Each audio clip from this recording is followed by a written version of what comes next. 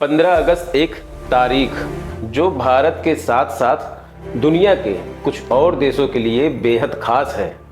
लेकिन भारत के लिए 15 अगस्त सिर्फ आज़ादी का जश्न नहीं है। इस आज़ादी की कीमत हमने बंटवारे, विस्थापन और लाखों जिंदगियों के दर्द के साथ चुकाई थी। आज 79 साल बाद एक सवाल पूछना बहुत ज़रूरी है कि जिस देश ने आज़ादी के लिए इतनी बड़ी कीमत चुकाई, क्या हम उस आज़ादी के बाद अपने बच्चों का भविष्य उतना बेहतर बना पाए हैं?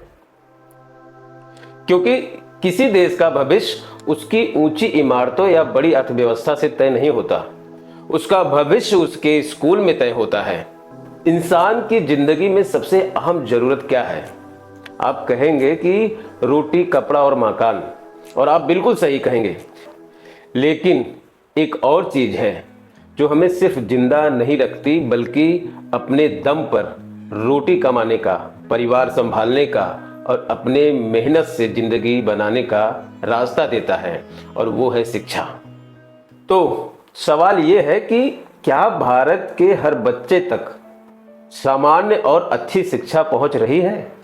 हाल ही में 2026 की नीति आयोग की रिपोर्ट में 2014-15 से 2024-25 के बीच सरकारी स्कूल की संख्या 11,07,000 से घटकर 10,13,000 तक हो गई। यानी करीब 94,000 सरकारी स्कूल बंद हो गए हैं। इसी दौरान सरकारी स्कूल में बच्चों की संख्या में लगभग 2,26,00,000 की कमी आई है। वहीं दूसरी तरफ प्राइवेट स्कूल में बच्चों की हिस्सेदारी बढ़ गई है।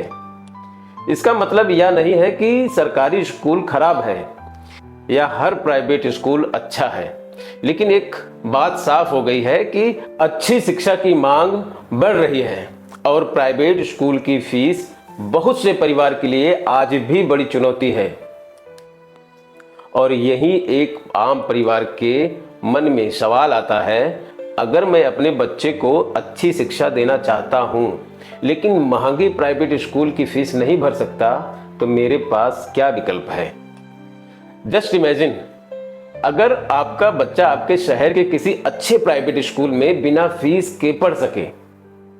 सुनने में शायद सपना लगता है, लेकिन ये सपना नहीं है। भारत के कानून में एक ऐसा अधिकार मौजूद है जिसको कहते हैं RTE, right to education act, यानी RTE एक्ट। और सबसे हैरान करने वाली बात, यह कानून आज का नहीं है। 1 अप्रैल 2010 से यह पूरे देश में लागू है। फिर भी बहुत से माता पिता आज तक इसके बारे में पूरी जानकारी नहीं रखते। मेरे लिए यह सिर्फ जानकारी, सरकारी योजना की बात नहीं है। अगर किसी पात्र बच्चे को इसकी वजह से बेहतर स्कूल में पढ़ने का मौका मिल जाए, तो उसके परिवार के लिए यह बहुत बड़ी बात होगी।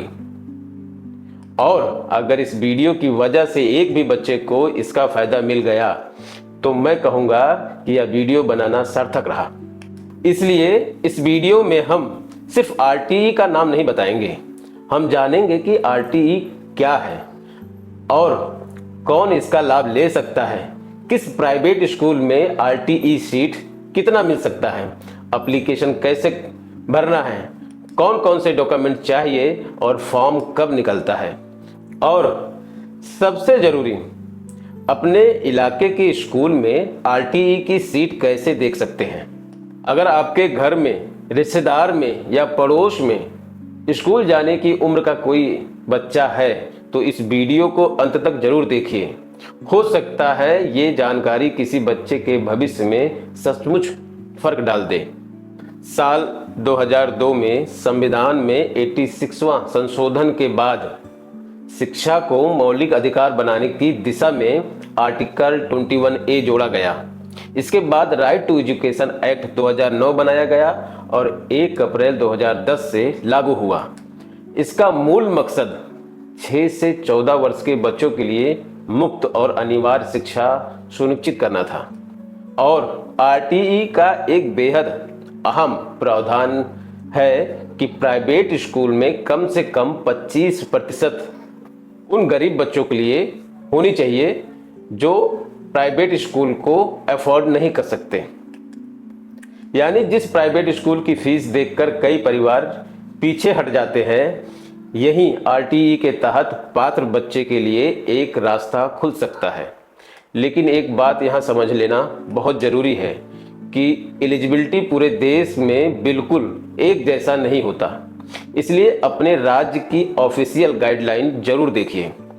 अब बात करते हैं कि एडमिशन कैसे करवाएं। अगर आप अपने बच्चे का आरटीई के तहत एडमिशन कराना चाहते हैं तो शुरुआत कहाँ से करें? सबसे पहले अपने राज्य के ऑफिशियल आरटीई पोर्टल पर जाएं। हर राज्य की वेबसाइट अलग होती है, इसलिए आपके राज्य के ऑफिशियल लिंक मैं इस वीडियो के डिस्क्रिप्शन और पिन कमेंट में देने की कोशिश करता हूं। वेबसाइट पर जाकर अपने डिस्ट्रिक्ट या एरिया का चयन कीजिए। इसके बाद आपको उन प्राइवेट स्कूल की जानकारी मिल सकती है जो आरटीई एडमिशन के लिए शामिल हैं। जहां उपलब्ध हो वहां स्कूल की आरटीई शीट और एडमिशन डिटेल भी देख सकते हैं। मेरी सलाह है कि फॉर्म भरने से पहले अपने आसपास के 4 से 5 स्कूल की जानकारी जरूर देख लें। अब बात करते हैं डॉक्यूमेंट क्या लगेंगे। आमतौर पर इन डॉक्यूमेंट की जरूरत पड़ सकती है। सबसे पहले बच्चे का बर्थ सर्टिफिकेट, बच्चे का आधार कार्ड, माता पिता का Aadhaar card, income certificate, address proof, passport size photo. अब बात करते हैं कि हर राज्य में डॉक्यूमेंट की रिक्वायरमेंट थोड़ा अलग हो सकता है, इसलिए अपने राज्य की ऑफिशियल गाइडलाइन जरूर पढ़ें। फिर से बोल रहा हूं। अब बात करते हैं कि फॉर्म कब निकलता है। आरटीई का फॉर्म कब निकलता है, ये पूरे भारत के लिए इसकी कोई एक फिक्स डेट नहीं होती। हर राज्य अपना एडमिशन शेड्यूल अलग जारी करता है। आमतौर पर नए एडमिशन सेशन से पहले प्रक्रिया शुरू हो जाती है, इसलिए अपने राज्य के ऑफिशियल आरटीई पोर्टल को समय समय पर चेक करते रहिए। अब फिर से बात करता हूं कि क्राइटेरिया क्या है, एलिजिबिलिटी क्या है इसमें अप्लाई करने की। यहाँ एक बात अच्छी तरह समझ लीजिए कि आर्थिक रूप से कमजोर होने का मतलब किसी एक धर्म, जाति या समुदाय से होना जरूरी नहीं है। अगर आप अपने राज्य द्वारा तय की गई पात्रता और इनकम सर्टिफिकेट को पूरा करते हैं तो राज्य के नियमों के अनुसार आप आवेदन कर सकते हैं। इसलिए किसी भी अफवाह पर भरोसा ना कीजिए। अब आखिरी और ईमानदारी से यह सवाल पूछता हूं कि क्या आरटीई एक्ट ने सब कुछ बदल दिया है? तो मैं कहूंगा नहीं, आज भी चुनौतियां हैं। कई परिवार को समय पर जानकारी नहीं मिलती, कई लोग फॉर्म की तारीख निकल जाने के बाद जागरूक होते हैं और कई एप्लीकेशन डॉक्यूमेंट या प्रक्रिया से जुड़ी छोटी छोटी गलतियों की वजह से अटक जाते हैं।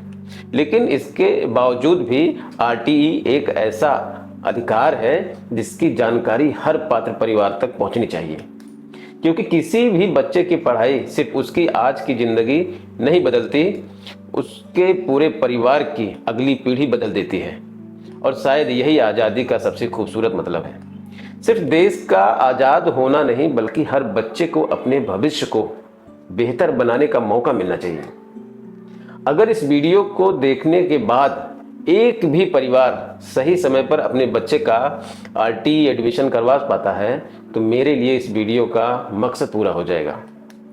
अगर आरटीई एक्ट को लेकर आपके मन में कोई सवाल है तो नीचे कमेंट में जरूर लिखिए। और अगर आपको लगता है कि यह जानकारी किसी दूसरे परिवार के काम आती है तो इस वीडियो को शेयर करना मत भूलिए, क्योंकि हो सकता है कि आपका एक शेयर किसी बच्चे की पढ़ाई का रास्ता खोल दे। मैं हूं शैलेंद्र और आप देख रहे हैं जस्ट इमेजिन ओरिजिनल्स। मिलते हैं अगली वीडियो में। धन्यवाद।